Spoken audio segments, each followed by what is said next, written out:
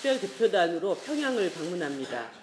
이번 정상회담은 교착 상태에 놓인 북미 협상의 돌파구를 만들고 남과 북의 보다 진전된 합의로 한반도 평화 정착의 확고한 디딤돌을 놓아야 합니다. 정상회담의 성공을 기원하는 우리 국민들과 세계인들을 향해서 긍정적 성과를 그릴 수 있도록 저도 최대한 협력하고 만반의 노력을 기울이겠습니다. 특히 이번 정상회담에는 노동계를 대표한 양대 노총 위원장과 기업인 대표, 지식인, 시민사회, 종교계, 문화예술계의 여러 분야 대표자들이 함께 방북합니다. 이번 방북으로 우리 사회 모든 분야에서 남과 북의 평화협력 수준을 높이고 판문점 선언을 전방위적으로 이행하는 초석을 쌓게 될 것입니다. 또한 저와 더불어민주당 이해찬 대표, 민주평화당 정동영 대표는 정상회담과는 별도로 북의 최고인민회의 지도자들을 만나서 국회회담에 물꼬를 트고 남북 하에의 평화시대를 열기 위한 정치권의 공동노력에 대해서 논의할 것입니다. 정치 지도자의 공동 방북은 1948년 김구 선생과 김규식 선생을 비롯해 정당과 단체 대표들이 참가한 남북재정당 시민단체 연석회의 이후 처음 있는 일입니다.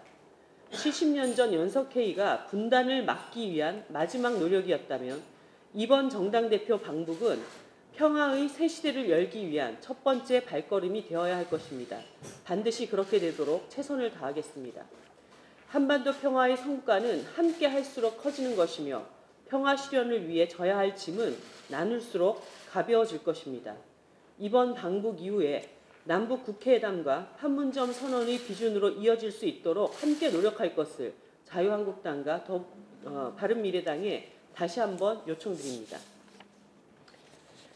13일 정부가 발표한 주택시장 안정대책을 두고 자유한국당이 다시 세금폭탄론을 꺼내들었습니다. 세금폭탄론은 전형적인 흑색무민입니다. 정부의 이번 대책으로 종합부동산세가 늘어나는 사람은 22만 명입니다.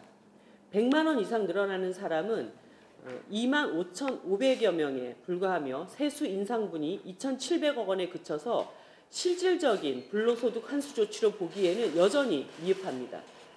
정의당의 제안대로 종부세 구간별 실효세에 대한 재조정, 공시지가 인상에 대한 구체적인 계획 제시, 임대사업자 혜택 축소와 등록 의무제, 투기 조장하는 공급 확대 대신에 공공임대주택 위주의 공급 확대가 이루어져야만 집값 안정을 이룰 수 있습니다. 더 나아가서 분양원가 공개, 후분양 제도가 반드시 뒤따라야 합니다. 자유한국당이 세금폭탄을 꺼낸 진짜 이유는 다른 데 있습니다. 국회 공직자 재산등록 현황에 따르면 올해 들어 집값이 수억 원 올라간 강남 3구에 집을 가진 국회의원 74명 중 41명이 자유한국당으로 55%를 차지하고 있습니다. 강남 3구 아파트의 경우에는 64명 중에 33명이 자유한국당으로 51.3%였습니다. 결국 국회 5개 정당 중에서 강남의 부동산을 압도적으로 많이 가지고 있는 부동산 정당 그 자체였던 것입니다. 그런 자유한국당이 부동산 기득권 집단과 혼연일체가 되어서 정부 대책을 연일 때리고 있는 셈입니다. 한마디로 중산층 세금폭탄이라 쓰고 내 세금폭탄이라고 읽는 꼴입니다. 자유한국당이 강남 3구에 집 갖고 있는 자당 소속 의원들이 올해 집값 상승으로 얼마나 불로소득을 올렸는지 그것부터 공개하십시오. 그래야 국민들이 과연 자유한국당이 사익에 따라서 세금폭탄을 주장하는 것인지 아닌지를 판단하게 될 것입니다.